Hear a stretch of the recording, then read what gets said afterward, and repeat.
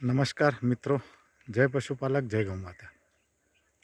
આજે આપણે ચર્ચા કરીશું કોમેન્ટમાં એવા 3 વ્યક્તિઓની કોમેન્ટ છે જેનો જવાબ આપવો જરૂરી છે. એક તો પ્રથમ છે બિપિન પટેલ. એમનું એવું કહેવું છે કે ભરતીમાં શું થયું, તમે લોલીપોપ આપો છો, તમે વેચાઈ ગયા છો. હવે આ સવાલનો જવાબ એકચ્યુઅલી જો એ પોતે વિચારે તો સારું છે, કારણ કે હું પણ એક તમારી જેમ જ એક પશુપાલક છું અને મારી પર જે પરિસ્થિતિ ને જે સમસ્યા આવી ને જે ખાડામાં હું ફસાઈ ગયો અને મારા પશુપાલનનો ધંધો બંધ કરવો પડ્યો, એ તમારી સાથે થાય ના એટલા માટે હું લડું છું.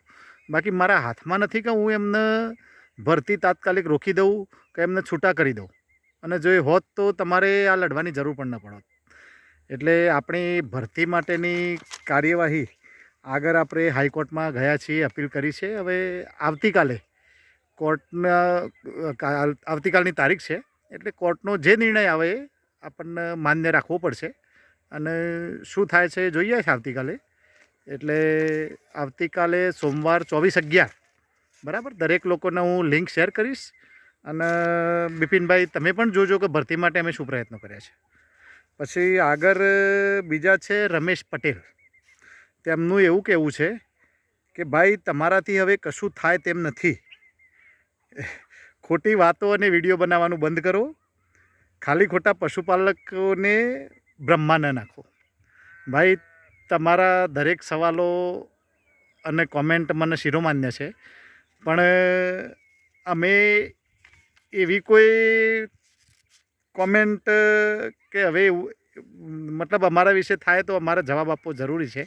અને તમને પણ રમેશભાઈ જવાબ આપું છું કે અમે ભરતી માટે હાઈકોર્ટમાં ગયા છીએ, સાધારણ સભાના નિર્ણયો સામે પણ હાઈકોર્ટમાં જવાના છીએ અને વહીવટમાં પારદર્શિતા માટે પણ હાઈકોર્ટમાં જવાના છીએ. એટલે અમારા એક કેસ થઈ ગયો છે અને બીજા 2 કેસ કરવા માટે અમે તૈયાર છીએ અને પેપર પણ તૈયાર છે. એટલે હવે આનાથી વિશેષ અમે બીજું તો કાંઈ ન કરી શકીએ, કારણ કે અમે કાંઈ લાકડી લઈને કે બંદૂક લઈને નીકળી શકવાના નથી ને કોઈને ગોળી મારવી એ આપણો નિયમ નથી. આપણે કાયદેસર અને કાયદાકીય લડત લડશું અને પશુપાલકોનો સહકાર હશે ત્યાં સુધી અમે આ મુદ્દો છોડશું નહીં. અને કોઈ પણ હિસાબે આ સહકારી સંસ્થા છે, એટલે સહકારી સંસ્થામાં સરકારનો હસ્તક્ષેપ ઓછો હોય છે, અમુક જગ્યાએ પણ ઓછો હોય છે. એટલે આખરે સભાસદો જો જે બહુમતીથી જે ઠરાવ કરશે એ જ થશે. એટલે છેલ્લે નિર્ણય તો સભાસદોને આધીન જ છે. એટલે જો દરેક ગામની દૂધ મંડળીઓના ચેરમેન જો આપણને ઠરાવમાં સપોર્ટ કરશે અને પશુપાલકોનું હિત જોતા હશે તો આપણી જીત કોર્ટે તો જોઈએ છે શું થાય છે, ન થાય તોય આપણે એના નિર્ણયો ઠરાવ કરીને લઈ શકીએ એવી પરિસ્થિતિમાં છીએ.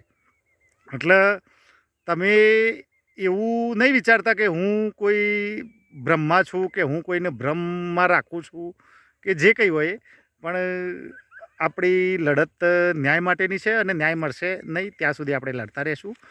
અને પશુપાલકોનો સહકાર હશે તો આપણી જીત નિશ્ચિત છે. અને દરેક પશુપાલકો કોઈ વિચારવાનું છે કે પોતાના ગામની સ્થાનિક દૂધ મંડળી પશુપાલકોના હિતમાં નિર્ણય લે છે કે નહીં અને સહકાર આપે છે કે નહીં, એ હવે દરેક પશુપાલકોએ વિચારવાનું છે. કારણ કે ત્યાં સુધી હું તમારા ગામ સુધી બધી જ જિલ્લાની બધી જ મંડળીઓમાં પ્રયત્ન નહીં કરી શકું. એટલે આ કોમેન્ટમાં દરેક પશુપાલકોએ વિચારવાનું છે. અને આના પછી બીજી એક કોમેન્ટ છે અજયકુમાર ભગોરા.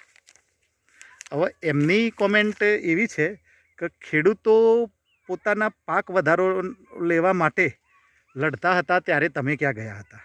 ખેડૂતો ઉપર લાઠીચાર્જ થયો, ટીયર ગેસ મારવામાં આવ્યો, ત્યારે તમે કેમ કાંઈ ના બોલ્યા?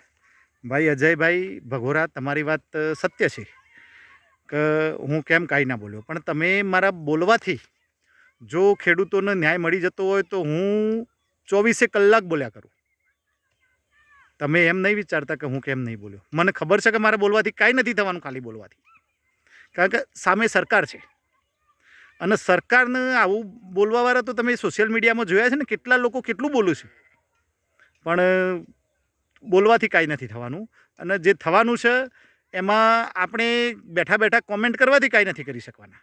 તમને મેં કોમેન્ટમાં જવાબ આપ્યો છે, તમે જોઈ શકો છો. એના માટે શું કરવું પડશે અને એક દિવસે ખેડૂતોને પણ ન્યાય મળશે, મને ચોક્કસ વિશ્વાસ છે. કારણ કે ખેડૂતો પોતાની મહેનતના રૂપિયા માગે છે, પશુપાલકો પણ પોતાની મહેનતના રૂપિયા માગે છે, અને પશુપાલકોનું ખેડૂત એક સિક્કાની બે બાજુ છે. એટલે એક દિવસ ન્યાય જરૂર મળશે, એના માટે પરિશ્રમ કરવો પડશે, લડવું પડશે.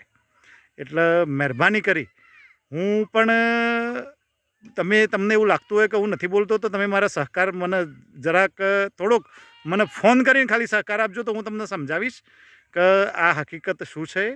બાકી વિશેષ મેં તમને કોમેન્ટમાં જવાબ આપ્યો છે, જોઈ લેજો. અને આપણી લડત પશુપાલકો અને ખેડૂતો માટે છે, પણ ખેડૂતો સામે જે લડવાનું છે ને, એમાં છેલ્લે જેલભરો આંદોલન કરવું પડશે ખેડૂતોને. એમાં બહુ મોટું યોગદાન આપવું પડશે. એટલે હવે એના માટે બીજો કોઈ આપણી પાસે રસ્તો નથી. અને પશુપાલકોની જે લડત છે એ પશુપાલકોના માણસો જ છે ઉપર, અને આ સહકારી સંસ્થા છે. એટલે આપણે એમને ગમે ત્યારે ઠરાવ કરીને ફેંકી દઈશું ને તો એ લોકો બોલી નહીં શકે. અને આપણી લડત ખાલી સાબરકાંઠા અને અરવલ્લી જિલ્લા પૂરતી છે, અને ખેડૂતોની જે લડત છે આખી ગુજરાત રાજ્ય અને દેશ પૂરતી છે. એટલે એમાં મારા બોલવાથી કાંઈ નથી થવાનું. ને જરૂર એવું લાગતું હશે તો તમે કહેજો મને, મારા બોલવાથી કાંઈક થઈ જતું હશે તો હું એક પણ મિનિટ ચૂપ નહીં રહી અને 24 કલાક બોલ્યા કરીશ. એટલે મહેરબાની કરીને ખોટું લાગ્યું હોય તો માફ કરજો, મારી ભૂલ ક્યાંય થતી હોય તો. બાકી તમે ખેડૂતોને અને પશુપાલકોને થોડીક તાકાત આપજો. આવી કોમેન્ટો કરીને કોઈને નેગેટિવ નહીં કરતા ને કોઈની હિંમત નહીં તોડતા. જય હિન્દ, જય ભારત.